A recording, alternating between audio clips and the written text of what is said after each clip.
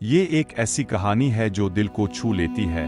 जब गुर्बत का अंधेरा हर सूर छाया हुआ था और जिंदगी की सख्तियां एक गरीब खानदान के लिए इम्तिहान बनकर आए। शहर के एक कोने में, जहां गलियां तंग और दिल तंग तर थे, एक टूटी फूटी झोंपड़ी थी। इस झोंपड़ी में रहता था एक गरीब खानदान, एक मेहनती लेकिन किस्मत से हारा हुआ बाप जिसका नाम रहीम था, एक साबिर और नरम दिल माँ बीबी फातिमा और उनकी दो मासूम बेटियां ज़ैनब और आमना। ज़ैनब बड़ी थी 12 बरस की और आमना छोटी महज 8 बरस की। दोनों बहनों की आंखों में चांद सितारों की चमक थी, लेकिन उनके घर में अक्सर चूल्हा ठंडा रहता। कभी पड़ोसी की मेहरबानी से 2 वक्त की रोटी मिल जाती, कभी भूख ही नसीब होती। बीबी फातिमा अपनी बेटियों को दिलासा देती, सब्र करो मेरी जानो, अल्लाह की रहमतें छपी हुई हैं, वो कभी अपने बुंदों को तन्हा नहीं छोड़ता। शाम को जब रहीम थका हारा मजदूरी से लौटता, इसके हाथ अक्सर खाली होते, लेकिन जूं ही वो झोंपड़ी के दरवाजे पर कदम रखता, ज़ैनब और आमना दौड़कर इससे लिपट जाती। उनकी मासूम हंसी और चहचहाहट रहीम की थकावट को धो देती। रात को बीबी फातिमा लोरी सुनाकर बेटियों को सुलाती, लेकिन भूख उनकी नींद को अधूरा छोड़ देती। इस झोंपड़ी में 3 चीजें हमेशा मौजूद थीं: भूख जो पेट को काटती, मोहब्बत जो दिल को जोड़ती, और उम्मीद जो जिंदगी को चलाती। एक दिन अचानक बीबी फातिमा शदीद बीमार हो गईं। उनका जिस्म बुखार से तपने लगा और उनकी सांसों में कमजोरी आ गई। रहीम ने दवा के लिए हर मुमकिन कोशिश की। वो शहर के हकीमों, डॉक्टरों और हता के खैराती अस्पतालों के दरवाजों पर गया, लेकिन जेब खाली थी और कोई मदद को तैयार न था। चंद दिनों में बीबी फातिमा की रूह परवास कर गई। इस दिन झोंपड़ी सोग में डूब गई। ज़ैनब की सिसकियां और आमना की चीखें झोंपड़ी की दीवारों से टकराते। रहीम अपनी बीवी के बगैर टूट चुका था। इसने अपनी बेटियों को सीने से लगाया और कहा, मेरी बच्चियों, अब हम तीनों ही एक दूसरे का सहारा हैं। माँ के बगैर झोंपड़ी वीरान हो गई। रहीम सुबह सवेरे रोजगार की तलाश में निकलता, लेकिन किस्मत हर बार मुंह फेर लेती। वो मजदूरी के लिए दुकानदारों, ताजिरों और हता के छोटे कारोबारियों के पास जाता, लेकिन सब इसे झड़क देते। एक दुकानदार ने तो तंजना कहा, रहीम, तेरा चेहरा ही थकावट से टूटा हुआ है, तो क्या काम करेगा? रहीम सर झुकाए चुपचाप लूट आता, लेकिन इसके दिल में शर्म और बेबसी की आग जलती।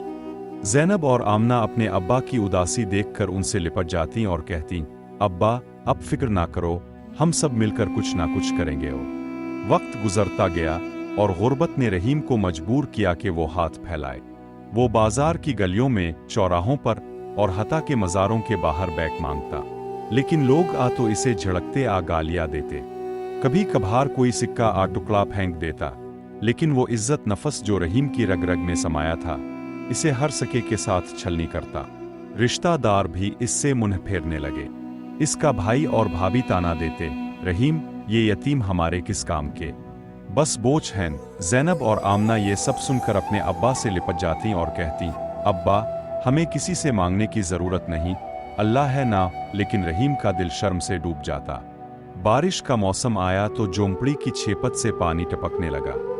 ज़ैनब और आमना के जिस्म डांसिस से कांपते और रहीम के पास उन्हें ढांपने के लिए बस एक फटी पुरानी चादर थी। वो अपनी चादर बेटियों को ओढ़ता और खुद डांसिस में रात गुजारता। पड़ोसियों और रिश्तेदारों ने अपने दरवाजे बंद कर दिए और तानों की बौछार जारी रही। एक रात ज़ैनब ने अपनी छोटी बहन आमना से कहा, हम अपने अब्बा को मजबूत रखेंगे, वो हमारे लिए सब कुछ हैं। और आमना ने मासूमियत से सर हिलाया और कहा, अल्लाह हमारे लिए सब कुछ करेगा। एक दिन बाजार में एक अमीर साहब, जिनका नाम हाजी अब्दुल्ला था, अपने काफिले के साथ गुजर रहे थे। उनकी नज़र रहीम पर पड़ी, जो एक कोने में हाथ फैलाए खड़ा था और इसके पीछे ज़ैनब और आमना छप कर इसे देख रही थीं। हाजी अब्दुल्ला का दिल पसीज गया। वो रहीम के पास आए और पूछा, भाई, क्यों हाथ फैलाए हो? क्या तुम मेहनत नहीं कर सकते? रहीम ने शर्मिंदगी से सर झुकाते हुए कहा, हुजूर, मैं मेहनत करता हूँ, लेकिन कोई काम नहीं देता। मेरी बेटियों के पेट के लिए मजबूर हूँ। हाजी अब्दुल्ला ने रहीम के चेहरे पर ईमानदारी देखी और कहा, अगर मैं तुम्हें काम दूँ तो क्या तुम मेहनत से काम करोगे? रहीम की आंखों में उम्मीद की चमक आई। इसने फौरन कहा, हुजूर, बस एक मौका दीजिए, मैं अपनी बेटियों के लिए जान भी दे दूंगा। अगले दिन से हाजी अब्दुल्ला ने रहीम को अपने गोदाम में काम पर रख लिया। रहीम बोरे उठाता, सामान तरतीब देता और पसीना बहाता। इसके चेहरे पर इज्जत की रोशनी जगमगाती थी। हाजी अब्दुल्ला ने रहीम की बेटियों के लिए खाना, कपड़े और गर्म कंबल भेजे। पहली बार जब ज़ैनब और आमना ने गर्म रोटी और सालन देखा, उनकी आंखें भर आए। ज़ैनब ने रहीम से कहा, अब्बा, अब हमें भूख नहीं लगेगी। हाजी अब्दुल्ला ने रहीम के खानदान के लिए एक छोटा सा कमरा भी मुहैया किया, जहां वो सर्द रातों से महफूज रहते। ज़ैनब और आमना को ना सिर्फ खाना और कपड़े मिले, बल्कि हाजी अब्दुल्ला की बीवी बेगम सफिया ने उन्हें अपने घर में बुलाया और तालीम देना शुरू की। ज़ैनब और आमना ने कुरान पढ़ना सीखा, उर्दू लिखना सीखा और आदाब व तहजीब के सबक हासिल किए। उनके चेहरों पर सुकून लूट आया। गांव वाले, जो कल तक रहीम और इसकी बेटियों को ताना देते थे, अब खामोशी से ये तब्दीली देखते। कुछ शर्मिंदा थे, कुछ हसद से भरे, लेकिन रहीम के लिए ये सब बेमानी था। वो हर रात सजदे में गिरकर कहता, ए अल्लाह, तूने मेरी बेबसी को रहमत से बदल दिया। वक्त गुजरता गया। ज़ैनब और आमना बड़ी हुईं। ज़ैनब एक होनहार तालिबा बनी और इसने अपने स्कूल में सबसे अच्छे नंबर हासिल किए।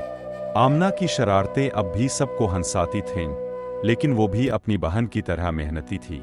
रहीम की मेहनत रंग लाई और हाजी अब्दुल्ला ने इसे अपने गोदाम का निगरान बना दिया। अब रहीम के पास अपनी बेटियों के लिए एक छोटा सा पुख्ता घर था। जहां कभी सिसकियां गूंजती थीं, वहां अब हंसी और उम्मीद की रोशनी थी। ये कहानी हमें सिखाती है कि गुर्बत और बेबसी इंसान को तोड़ सकती है, लेकिन मोहब्बत, सब्र और उम्मीद इसे दोबारा जोड़ देती है। यतीमों और बेसहारों के लिए की गई नेकी अल्लाह की रहमत को जगाती है। और हाजी अब्दुल्ला जैसे लोग इस दुनिया में फरिश्तों का रूप होते हैं, जो एक खानदान की जिंदगी को बदल देते हैं। ये कहानी खत्म नहीं होती, क्योंकि उम्मीद कभी खत्म नहीं होती। ज़ैनब और आमना अब दूसरों के लिए उम्मीद की किरण बन रही थीं। उन्होंने फैसला किया कि वो बड़े होकर दूसरे यतीम बच्चों की मदद करेंगी, ताकि कोई और भूख और बेइज्जती का सामना ना करे। और रहीम, वो अब भी हर सुबह उठता, अपनी बेटियों को देखता और अल्लाह का शुक्र अदा करता कि इसकी झोंपड़ी अब एक घर बन चुकी थी, जहां मोहब्बत और इज्जत की रोशनी हमेशा जगमगाती थी।